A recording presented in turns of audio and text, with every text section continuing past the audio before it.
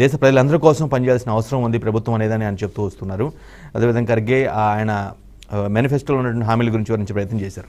Right, ఇదే అంశంపై debate కొనసాగిద్దాం. ముందుగా కాంగ్రెస్ నేత దిలీప్ కుమార్ గారు, ముందుగా మీకే మీ 5 న్యాయ్ 25 గ్యారంటీస్తో 10 ఏళ్లుగా అధికారంగా దూరమైనటువంటి మీ పార్టీ మళ్ళీ ఈసారి ఎన్నికల్లో అధికారంలోకి వచ్చే అవకాశం కనిపిస్తూ ఉందా? ఎంత ధీమాగా ఉన్నారు మీరు? ఇప్పుడు ఎలక్షన్ ఈజ్ ఎలక్షన్ అండి. ఏ ఫ్యాక్టర్ ఎప్పుడు ఏ దాన్ని ఇంప్లైన్ చేస్తామని ఎవరైనా కూడా చెప్పలేము. ఇప్పుడు తెలంగాణలో కూడా 3rd టైం అధికారంలోకి వస్తామని బీఆర్ఎస్ విరవీగింది. ఏ విధంగా ప్రజలు రియాక్ట్ అయ్యారు, ఏ విధమైన ఫలితాలు వచ్చాయో మనం చూసాం.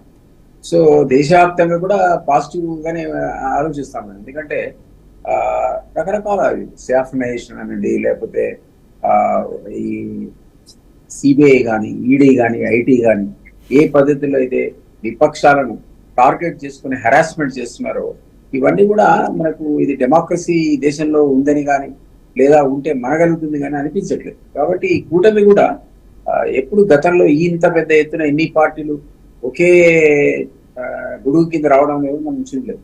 సో ఇవి గతంలో బీజేపీకి ఉన్న పాపులారిటీలో డెఫినెట్లీ యాంటీ ఇన్కంబెన్సీ ఫ్యాక్టర్ కూడా ఉంది. సో ఇవన్నీ ఫ్యాక్టర్స్ వల్ల నాకైతే అనిపిస్తుంది మార్పు తథ్యమేమో అనిపిస్తుంది. Maybe we don't know. See after all it is election, so we have to wait and see. Right, కాదు మీరు కాంగ్రెస్ ఇండియా కూటమికి కాంగ్రెస్ లీడ్ చేస్తుంది, కాంగ్రెస్ పెద్ద పార్టీగా ఉంది, నో డౌట్. సో ఆ కూటమిలో ఉన్నటువంటి పార్టీల యొక్క ఈ మేనిఫెస్టోని చూసి వాళ్ళు కూడా యాక్సెప్ట్ చేసి కొంత ఉమ్మడిగా వస్తే కొంత ఎఫెక్ట్గా ఉంటుందో చర్చించిన పరిస్థితి ఉన్నట్టు ఉందంటారా ఏసీసీ మిగతా పక్షాలతో, మిత్రపక్షాలతో? అంటే అంత కాంప్రహెన్సివ్ గా ఒక విజన్ డాక్యుమెంట్ అన్ని పార్టీలు కలిసి విడుదల చేయడం అనేది అంత సాధ్యమైనటువంటి పని అయితే కాదు. కాంగ్రెస్ విజన్ అన్నది ఖచ్చితంగా చెప్పాల్సిన అవసరం ఉంటుంది.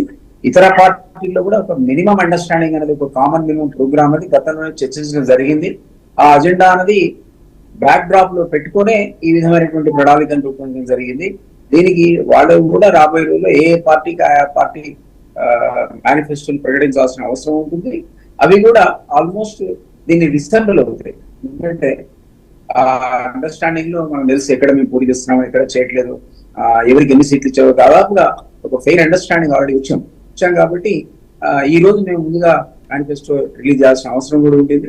ఇది ఒక గైడింగ్ ఫ్యాక్టరీగా ఉంటుంది. తర్వాత ఆయా పార్టీల యొక్క లోకల్ ప్రాధాన్యతలు వేరు. సో వాళ్ళు ఎక్కువ మంది రీజనల్ పార్టీస్ ఉన్నారు కాబట్టి వాళ్ళకున్నటువంటి ప్రియారిటీస్ దృష్టిలో పెట్టుకొని వాళ్ళు కూడా రేపు పొద్దున ఆల్మోస్ట్ సిమిలర్ మేనిఫెస్టో రిలీజ్ చేస్తారని నేను ఆశిస్తాను. రైట్, అమర్నాథ్ గారు, కాంగ్రెస్ ప్రకటించినటువంటి ఈ మేనిఫెస్టో ప్రజెంట్ ఫస్ట్గా మీ రియాక్షన్ ఏంటి? మీరేమనుకుంటున్నారు? ఈ మేనిఫెస్టో చూసే ఉన్నారు, హామీలు కూడా మీరు చూసే ఉంటారు, ఈ పార్టీకి ఏమి ఇచ్చారు ఏంటనేది, ఈ 5 న్యాయ్ 25 గ్యారంటీస్ అనేవి, మీ రియాక్షన్ ఏంటి? అంటే ఒక్కటి ఇక్కడ మనం అబ్జర్వ్ చేయాల్సింది ఏంటంటే